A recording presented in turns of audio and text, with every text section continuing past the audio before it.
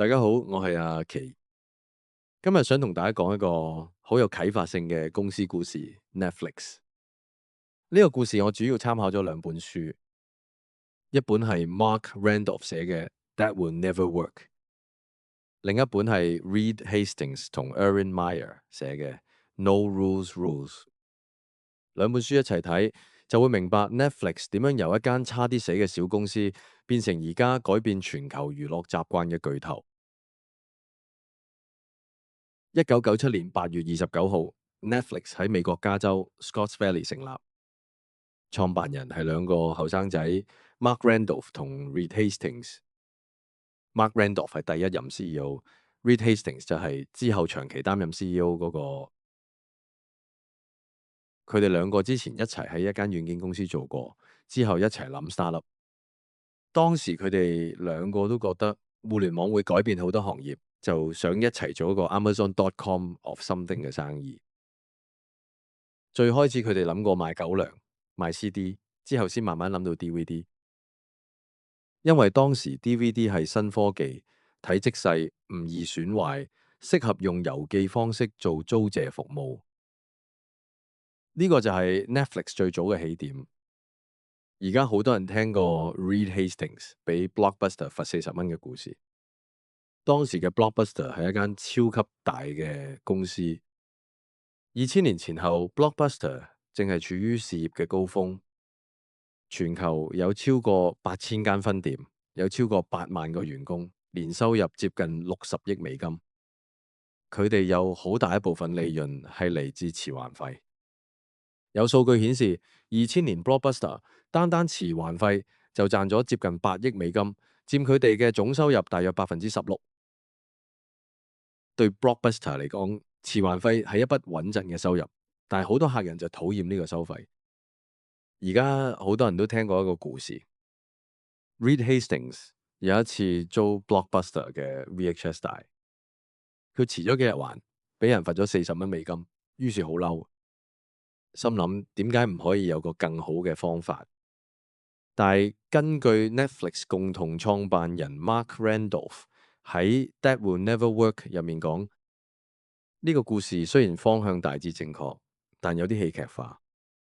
真正令佢哋兩個決定創立 Netflix 嘅原因，其實係想做一個 Amazon.com of something。之後先一步一步諗到用郵寄 DVD 嘅模式去解決當時 Blockbuster 租片模式嘅痛點。Mark Randolph 話呢個40蚊罰款嘅故事，某程度上係一個方便講嘅版本，用嚟解釋 Netflix 點樣比傳統租片模式更好。1998年4月14號，Netflix 正式上線。當時網站只有大概800幾部片，由 Mark Randolph 做 CEO， 佢成日出街揾投資者。但好多人聽完 idea 之後都話 That will never work。公司早期現金流好差，差啲就要執笠。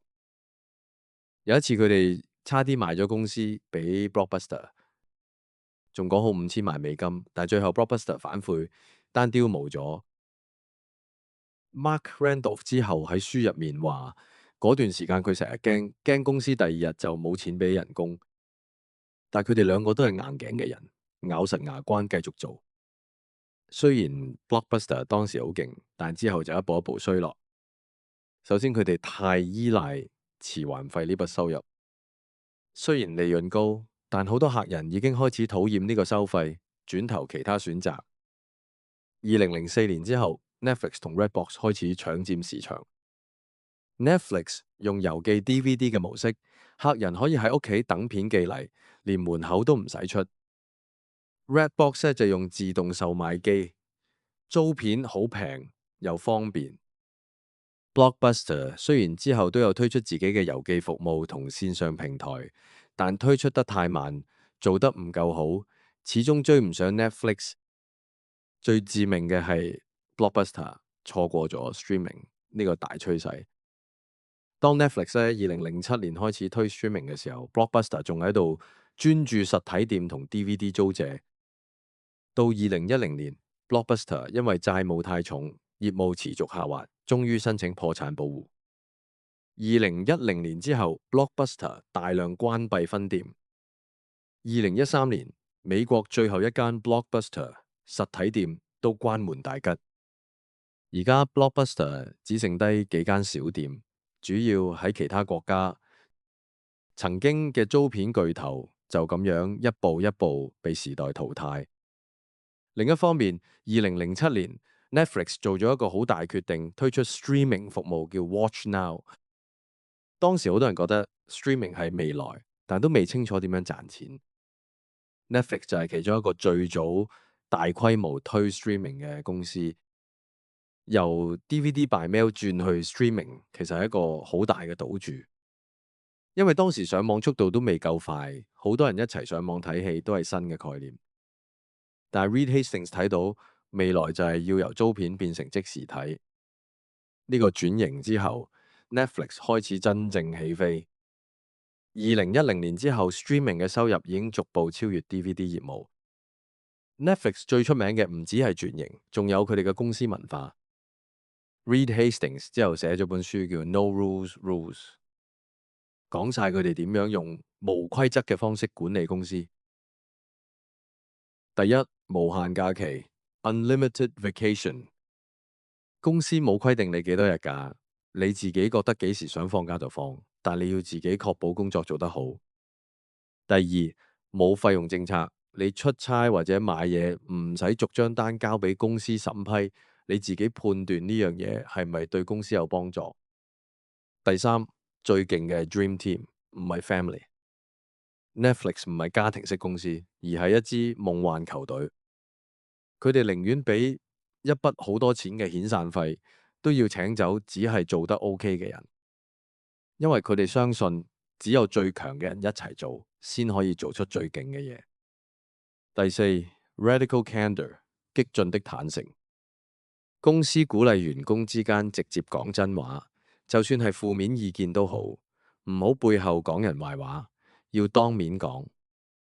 Reed Hastings 話呢種文化係 freedom and responsibility， 自由同責任，俾你好大自由，但你要負起相應嘅責任。總結嚟講，佢哋有一個好細、好艱難嘅 startup， 做到改變全球娛樂習慣，證明咗 idea 係咪蠢，有時真係要時間先知。而家 Netflix 已經係全球最大嘅 streaming 平台之一，仲自己拍劇、拍電影。但翻到最開始，佢哋都係兩個後生仔喺加州一間細屋企諗 idea，之後一步一步捱出嚟。相反，Blockbuster 雖然曾經係行業巨頭，但因為太依賴舊有模式，錯過咗數碼轉型，最後就咁一步一步被淘汰。好啦，今日我哋就講到呢度，歡迎喺留言區講俾我知，你最想聽邊間公司嘅故事，例如 Apple、Tesla、Starbucks 定係其他。記住 Like、Subscribe 同埋開啟小鈴鐺。我係阿奇，下次再同大家分享更多企業故事。